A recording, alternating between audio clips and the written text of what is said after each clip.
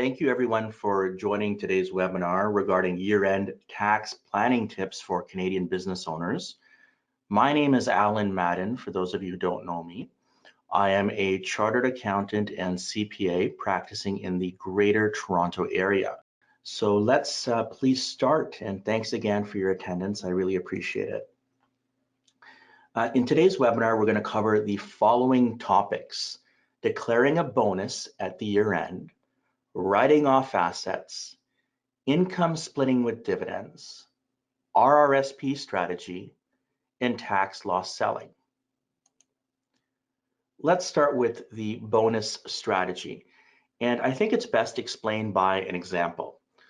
Let's say that you have a Canadian corporation, small business, with a taxable income of $300,000 in the year. You understand that the corporate tax rate is 13%, which will amount to $39,000 in taxes. What if you decided to declare a bonus of $100,000? What does that mean? Well, that means in the financial statements of the company, a bonus expense of $100,000 would be recorded, and a bonus payable of $100,000 would also be recorded. The bonus payable is a liability or a debt owing to you. So without even paying the bonus as of December 31st, the corporation can record a bonus payable and claim a tax deduction.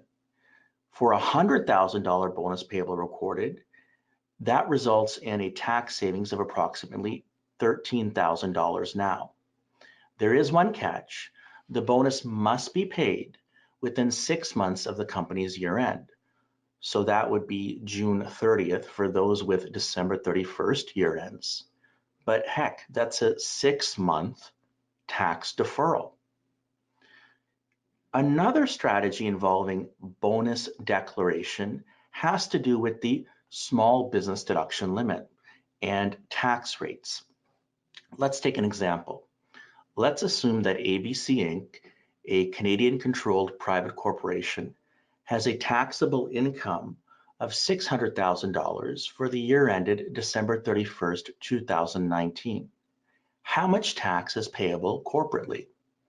Well, the first $500,000 of taxable income will be taxed at approximately 13%.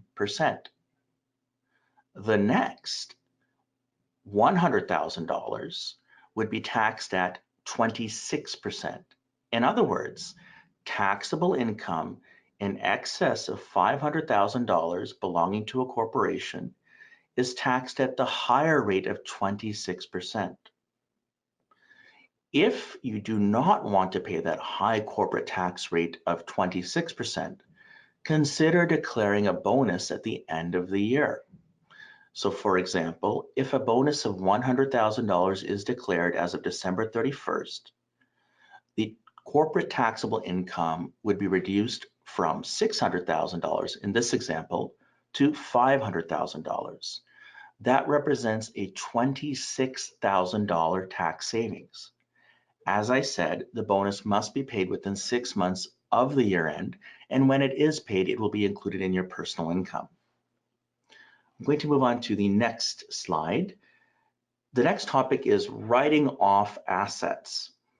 And it's a good time of year to buy assets. Why? You can claim depreciation for 6 months or even a full year in certain cases, even if you've held the asset for only a few days or a few weeks. So why not buy assets corporately now and claim tax depreciation? So let's look at some rates, and I'm going to look at capital cost allowance rates, specifically the ones that have changed as a result of the 2018 budget. So these rates apply for purchases made on or after November 1st, 2018.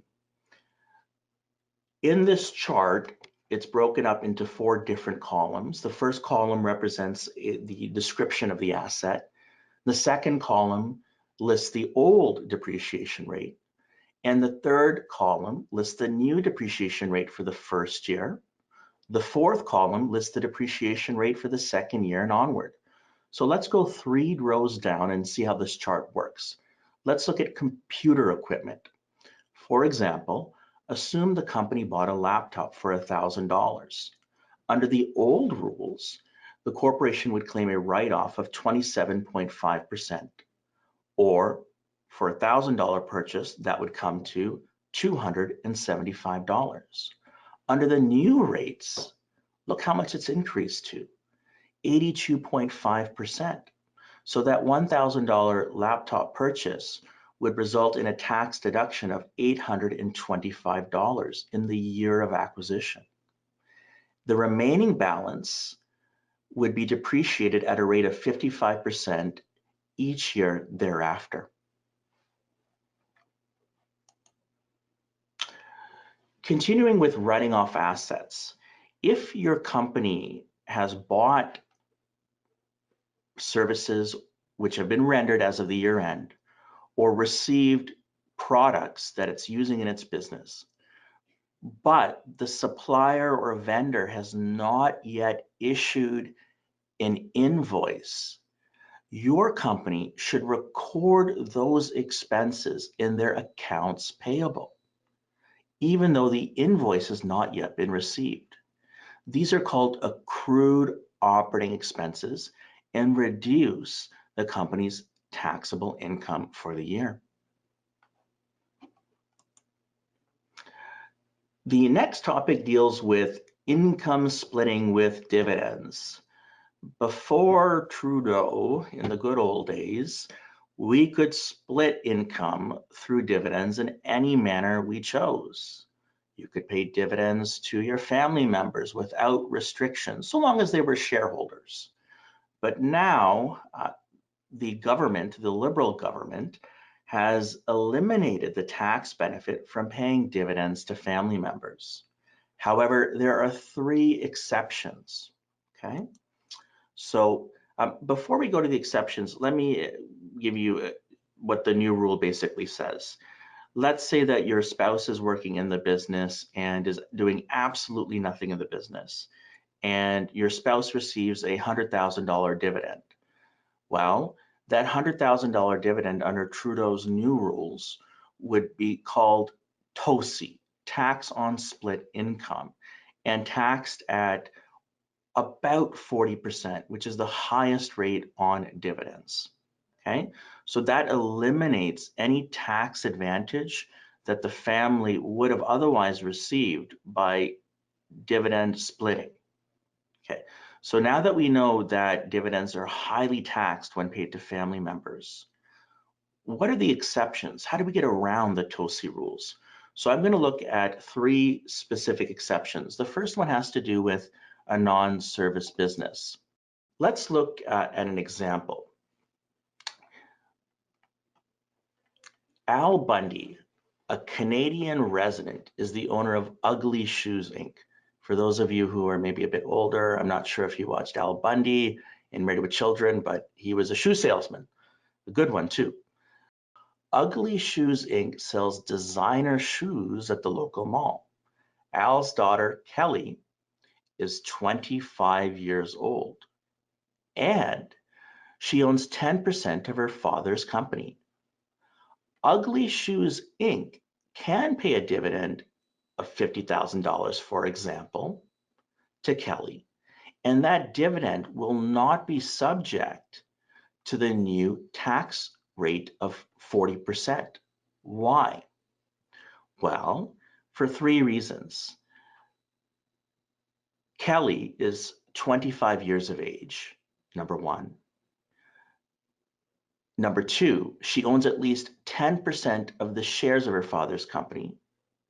And number 3, the company derives less than 90% of its total income from services. In fact, all of its income is derived from the sale of goods. As such, Kelly will pay income tax at regular rates on the dividends she receives, not 40%. Let's look at a second exception, family members working in the business. The second exception to the new income splitting rules on dividends applies for family members working in the business. A family member can receive dividends from a Canadian private corporation and not be subject to the new TOSI rules if the following conditions are met. A, the family member worked in the business for at least 20 hours per week continuously in the current year, or for at least 20 hours per week for 5 prior years. And B, the amount of the dividend paid is reasonable based on the work performed. So let's look at this example here. Bud Bundy, Al Bundy's delinquent son, is 19 years old. He works 20 hours per week at Ugly Shoes Inc. as a stockroom clerk. That's the most we can expect him to do. Bud's job is to keep the stockroom neat and tidy. Stockroom clerks generally get paid on average $1,200 per month for part-time work. Bud also receives a monthly dividend from Ugly Shoes Inc. for $1,200 per month. So what's the result? In this scenario, Bud would be exempt from the new dividend rules. Why? He's working at least 20 hours per week in the family business, and the dividends paid to him are reasonable.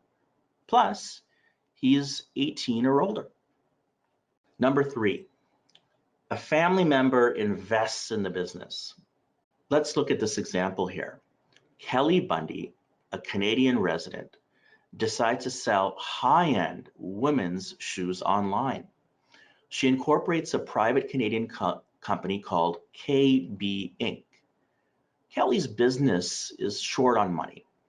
It needs startup funds, and so her mom, Peggy, invests $100,000 in Kelly's company. In exchange for her investment, Peggy receives a 12% dividend each year, amounting to $12,000 a year, 12% times 100,000. Before asking her mom for help, Kelly really approached private investors who also wanted a 12% return on investment.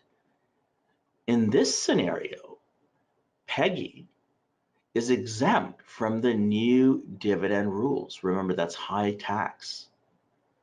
Why? Because Peggy is at least 25 years of age. She made a substantial financial investment in the family business, and she is receiving a market rate of return. Okay, RRSP strategy. The RRSP limit is 18% of your previous year's earned income up to a maximum of $26,500. We also know that RRSP contributions are tax deductible, and any income earned or gains derived from investments held in an RRSP are tax sheltered. So this is a great not only tax deduction tool, but a tax shelter tool. Why not, as a business owner, consider paying a bonus to yourself and then using the bonus money to contribute to your RRSP? In effect, if you contribute the same amount to your RRSP as the gross bonus received before tax, you will pay no income tax whatsoever on the bonus amount. Why? Because the RRSP deduction will wipe out the tax payable on the bonus. Okay, so that's a strategy to consider. Tax loss selling. Let me explain a few basics first. Capital gains. Capital gains are profits realized on the sale of stocks, bonds, mutual funds, and rental properties. 1/2 of the gain on the sale of an asset or share is included in your personal income in the year of sale. In other words, 1/2 of the gain is exempt and the other half is taxable. Capital losses.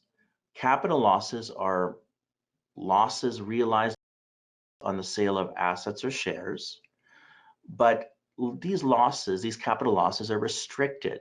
How so? Capital losses can only be deducted from capital gains. Furthermore, Capital losses can be carried back to the previous 3 years to offset any capital gains in those years, and can be carried forward indefinitely. Indefinitely means capital losses do not have an expiry date. They can be carried forward forever to apply against future capital gains. If you have accrued losses in your stock portfolio, or maybe you have a non-performing rental properties, why don't you consider selling these non-performing investments that are in a loss position and realizing the loss if you have capital gains in the year? Why? Well, those losses could be used to offset the gains in the year. Okay, this is called tax loss selling. The losses must be realized before the end of the year, December 31st, to take advantage of the tax loss selling strategy. Okay, so thank you for attending.